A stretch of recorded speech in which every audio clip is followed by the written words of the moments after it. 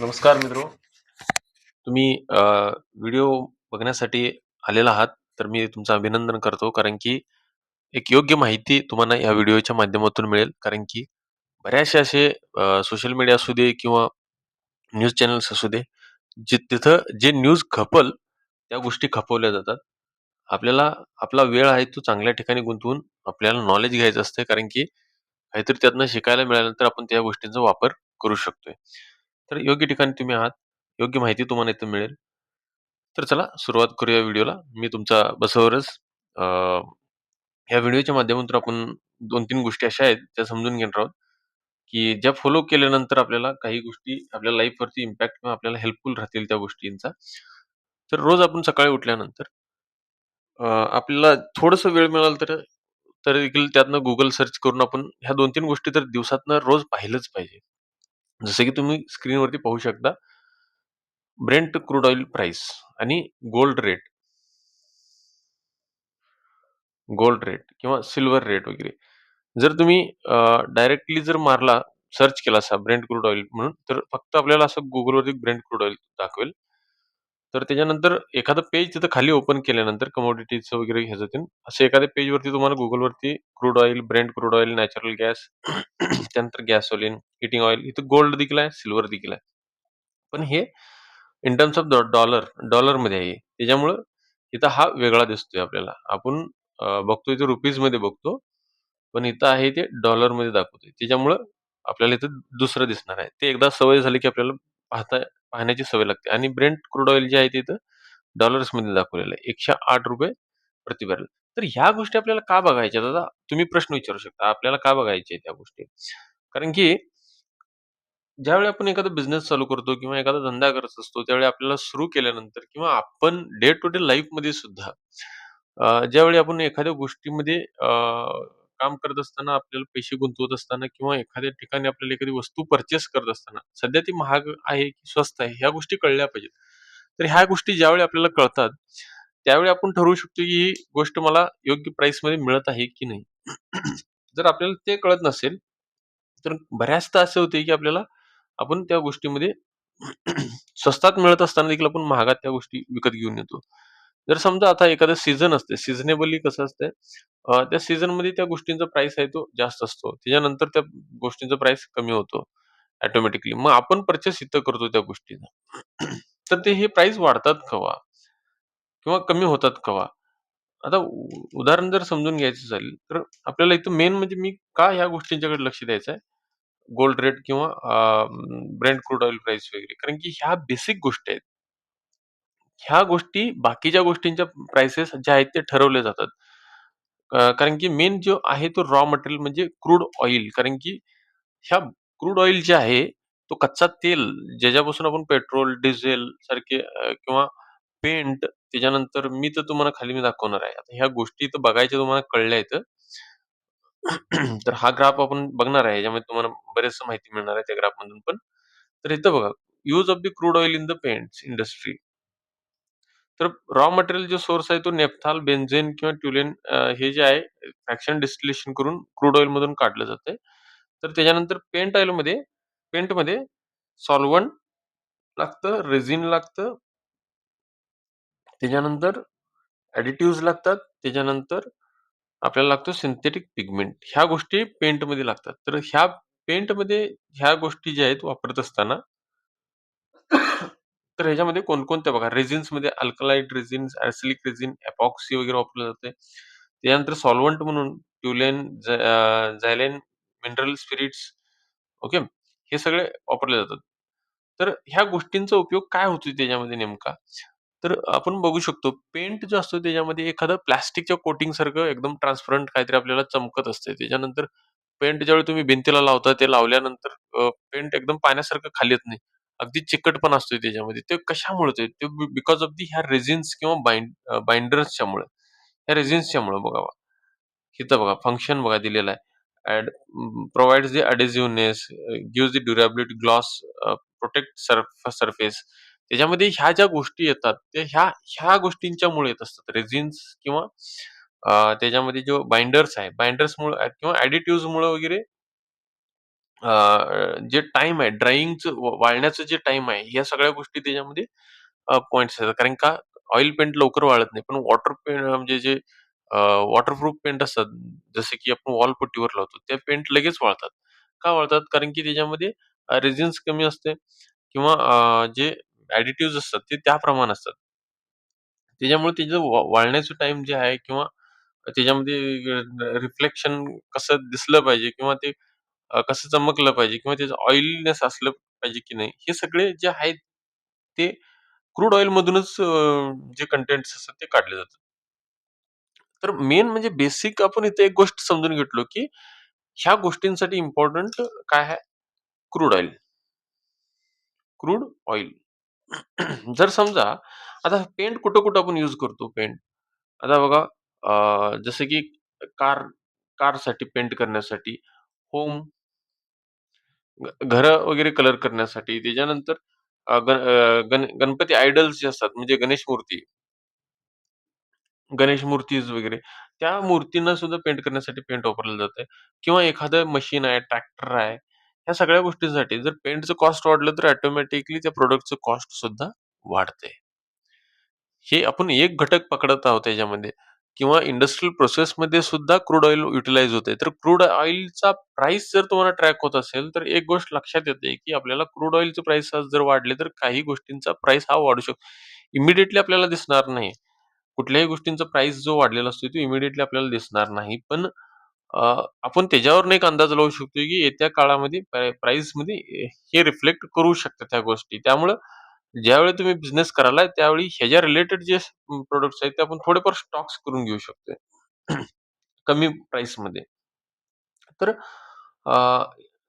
Second बघा, एक silver आता इथं use of the silver. Silver कुठे-कुठे यूज करतात बघा. इलेक्ट्रिकल अँड इलेक्ट्रॉनिक्स इंडस्ट्रीजमध्ये यूज केलं जातं. त्याच्यामध्ये पर्टिक्युलरली स्विचमध्ये, पीसीबीजमध्ये त्यानंतर मोबाईल फोन्समध्ये, कॉम्प्युटर्समध्ये सुद्धा ते युटिलायझेशन क्वांटिटी जे आहे तो हा व्हेरी करू शकतोय. अ, असं नाही की बाबा आपण डायरेक्टली ह्यूज क्वांटिटीमध्ये वापरतात. ते डिपेंड्स अपॉन द रिक्वायरमेंट कसे असतात त्याच्याप्रमाणे यूज केले जातात. आता सोलार इंडस्ट्रीजमध्ये बघा पीव्ही सेल्ससाठी यूज केलं जाते. ज्वेलरी इंडस्ट्रीजमध्ये आपण नॉर्मली जे ज्वेलरीज आयटम्स आहेत त्यासाठी यूज केलं जाते.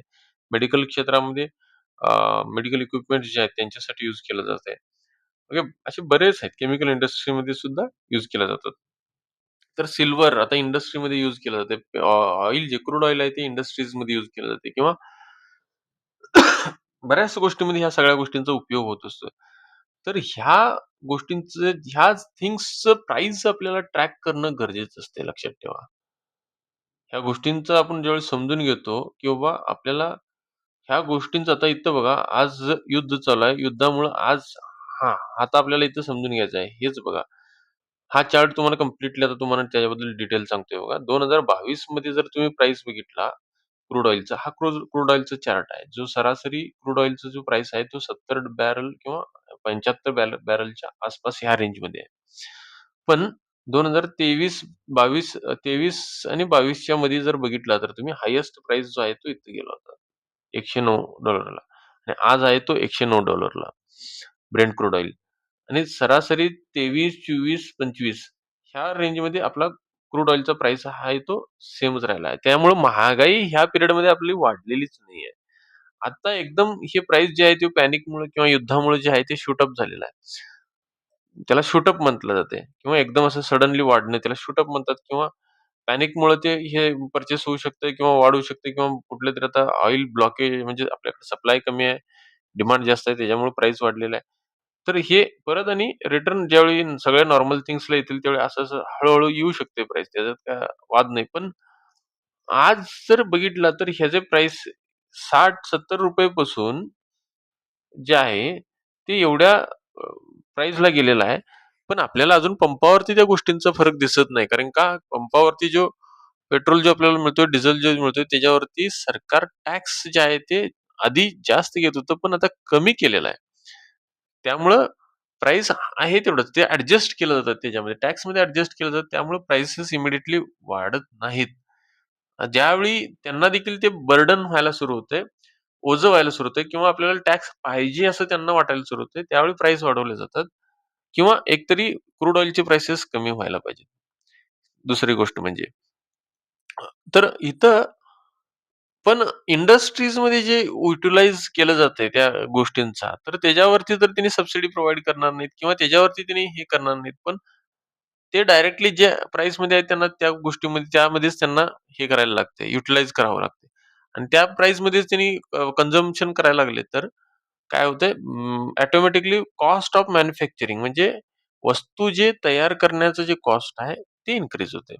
आणि ते वस्तू तयार करण्याचं कॉस्ट इन्क्रीज झाल्यानंतर प्रॉडक्टचे प्राइस हे वाढले जातात.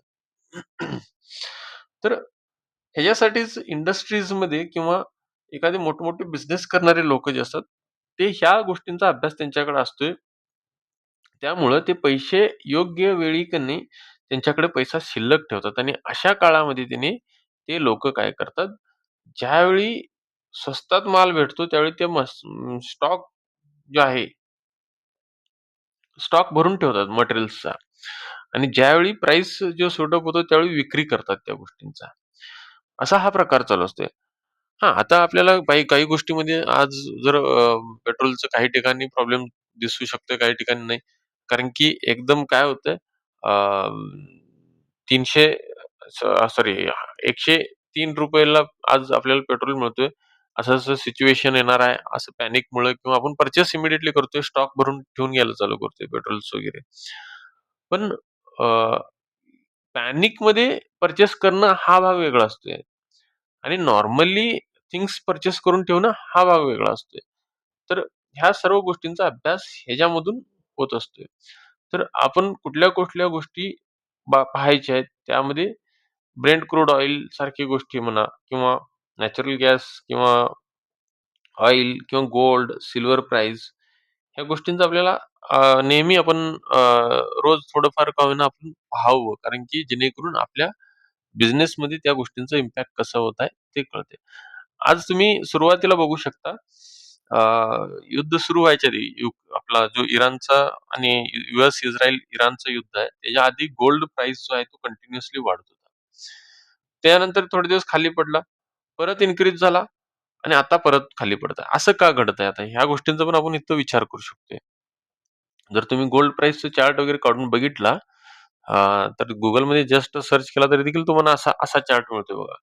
इथं कसं दाखवलंय त्याच्याप्रमाणे ते 5 डेज, 10 डेज केला तर हा ग्राफ तुम्हाला असं तिथं आहे तो मिळेल गोल्डचा. तर असं का घडलं? सुरुवातीला ज्यावेळी सगळं स्टेबल होतं, त्यावेळी काही कंट्रीज किंवा काही देशांच्या मध्ये प्रॉपरली सर्क्युलेट होत होतं. त्यावेळी काही कंट्रीज जे पर्चेस करत होते गोल्ड, त्याच्यामुळं हा प्राईस इन्क्रीज होत गेला. त्याच्यानंतर काही कंट्रीज त्याच्यानंतर सेल करायला लागले, केले किंवा पर्चेस त्यांनी थांबवले. त्याच्यानंतर तो प्राईस काय झाला, खाली पडला. परत आणि बिकॉज ऑफ दी युद्धामुळं एक सेफ इन्व्हेस्टमेंट म्हणून सगळे लोकं परत गोल्डला पर्चेस करायला लागले. कारण का दुसरीकडे पैसे गुंतवले तर पैसे व्हॅल्यू राहत नाही. पण गोल्ड सारखं जे प्रिशियस मेटल आहे त्याच्यामध्येच फक्त आपण गुंतवू शकतोय. चांगलं इन्व्हेस्टमेंटचे हे आहे म्हणून गुंतवायला लागले. पण आणि त्याच्यानंतर पडला. का पडला मग? तर त्याच्यामागे कारण बरेचसे कारण असतात. त्याच्यामधलं एक कारण मी तुम्हाला सांगतो, की ज्याच्यामध्ये काय असतंय बिकॉज ऑफ दी वॉर सिच्युएशनमुळं जे आहे ते सर्क्युलेट होत नाही. जितकं कुठल्या पण गोष्टींचं प्राइस जे आहे, ते जितकं सर्क्युलेट होतंय, जितकं ट्रेड होतंय, जितकं घेवाण-देवाण होते त्या गोष्टींचा, तितका त्याचा प्राइस इन्क्रीज होत असते. त्यामुळे इथं ह्या पिरियडमध्ये किंवा ह्या फेजमध्ये जो आहे, तो प्राइस त्याचा इन्क्रीज होत होता. तो कशामुळे? त्याचं घेवाण-देवाण होत होतं त्यामुळे. पण युद्धाच्या स्थितीमुळं ट्रान्सपोर्ट किंवा घेवाण-देवाण कमी झाल्यामुळं किंवा पर्चेस कमी व्हायला लागलं किंवा इन्फ्लेशन महागाईच्यामुळं अ, ह्याच्याकडून हे गोल्ड जे आहे, गोल्डकडे लोकांचं लक्ष जात नाही किंवा नको म्हणतात. आता घेऊन आता पैसे ते अडकून का ठेवायचे? कारण की पैशाची गरज पडली तर त्यावेळी पैसे कुठनं आणायचे? गोल्ड तर लगेच कोण घेत नाहीत. असं सिच्युएशन. मग ते असं करत-करत प्रत्येक जण काय करतोय त्या त्याकडं जात नाही. म्हणजे ह्याला ट्रेड केला जात नाही. म्हणजे ह्याचा व्यापार केला जात नाही. व्यापार कमी होत होत असल्यामुळे ऑटोमॅटिकली त्याचं प्राईस काय होतात आणि परत कमी येतात. मग आणि परत त्याच्यामध्ये जर ट्रेड सर्क्युलेट व्हायला लागलं किंवा त्याच्यामध्ये परत जर हालचाल व्हायला लागली, तर परत पुन्हा प्राईस काय आहे ते वरती जायला सुरू होते. तर हे असे प्राईस मूव्हमेंट होत असतात. तसं सिल्व्हर वगैरे जे आहे ते काही वेळासाठी प्राईस इन्क्रीज होतात, काही वेळासाठी खाली पडतात. पण आपल्याला त्या गोष्टींचा आपल्या बिझनेसवरती असू दे, आपल्या कुठल्यातरी ॲक्टिव्हिटीजवरती असू दे किंवा आपल्याला ह्या गोष्टींमधून काय शिकायला मिळतंय की इनडायरेक्टली आपण समजून घेऊ शकतो, की कुठल्या गोष्टी महागणार आहेत, कुठल्या गोष्टी महागणार नाहीत किंवा कुठल्या गोष्टींचं रेट जे आहे ते सेम राहणार आहे. ह्या गोष्टींचा आपल्याला इथं अभ्यास मिळतो. तर आपल्याला दिवसाभरातून जरी एक 10 मिनिट किंवा 5 मिनिटाचा जरी आपल्याला वेळ मिळाला, तरी आपण ब्रेंट क्रूड ऑइल किंवा सिल्व्हर, गोल्ड प्राइसेस हे जे असतात हे ट्रॅक केलं पाहिजे. आणि हे ज्यावेळी तुम्ही ट्रॅक करायला शिकाल, त्यावेळी बऱ्याचशा गोष्टी तुम्हाला ट्रॅक करशील तुम्हाला. त्या गोष्टींचा माहिती मिळायला सुरू होते. तर व्हिडिओमधली इन्फॉर्मेशन जर तुम्हाला आवडली असेल, तर व्हिडिओला लाईक करा, चॅनलला सबस्क्राईब करा, बेल आयकॉन दाबा, जेणेकरून तुम्हाला नोटिफिकेशन मिळेल ज्यावेळी नवीन व्हिडिओज येतील. किंवा कमेंट करा. तुम्हाला एखाद्या गोष्टीच्या बद्दल माहिती जर मिळवायची असेल, तर कमेंट करा. त्याबद्दल मी व्हिडिओ घेऊन येईन. आणि व्हिडिओला शेअर नक्की करा, जेणेकरून व्हिडिओ भरपूर लोकांच्या पर्यंत पोहोचेल आणि आम्हाला सुद्धा प्रोत्साहन मिळेल. धन्यवाद.